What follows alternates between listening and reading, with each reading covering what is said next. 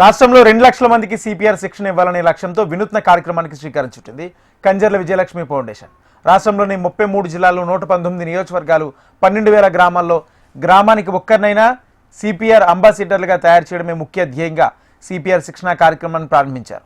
లుమ్ని park వేదికగా ప్రారంభించిన కార్యక్రమానికి మంత్రి అజరుద్దీన్, పిసిసి ప్రెసిడెంట్ మహేష్ కుమార్ ముఖ్య అతిథులుగా హాజరయ్యారు.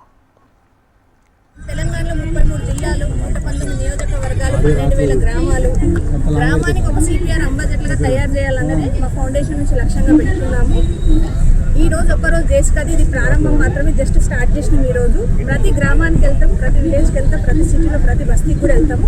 సో అందరికీ నేర్పించి సిపిఆర్ అవేర్నెస్ తీసుకురావాలన్నది నా లక్ష్యం. విజయలక్ష్మికే వచ్చింది మా ఫౌండేషన్, మా టీము, మేమందరం కలిసి ఈ రోజు ఇప్పుడు మనం చూస్తున్నాం చిన్న పిల్లలకి హార్ట్ అటాక్లు వస్తున్నాయి, చిన్న పెద్ద తేడా లేకుండా.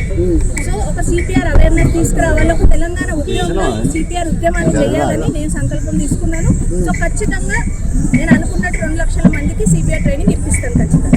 అందరికి ఈ రోజు నేర్పిస్తే ఇంకా అంత చాలా బాగుంటుంది అని చెప్పేసి అందుకని ఈ రోజు స్టార్ట్ చేశాను.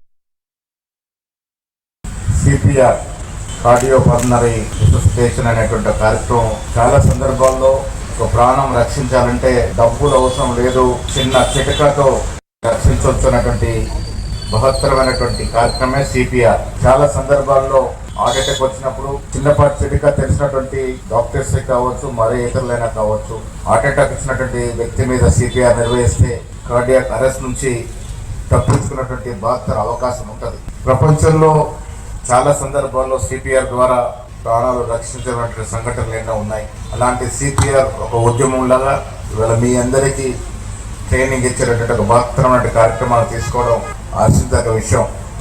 ప్రాణాలు ఎప్పుడు కూడా డబ్బులతోనే రక్షించుకోలేము, ఇలాంటి సింపుల్ టెక్నిక్తో రక్షించుకోవచ్చు అనేటువంటి ఒక విషయాన్ని ప్రజలకి అవేర్నెస్ కార్యక్రమంలో భాగంగా తెలియజేయడం అనేది చాలా అవసరం. అలాంటి కార్యక్రమం ఇవాళ చేపట్టి విజయవంతం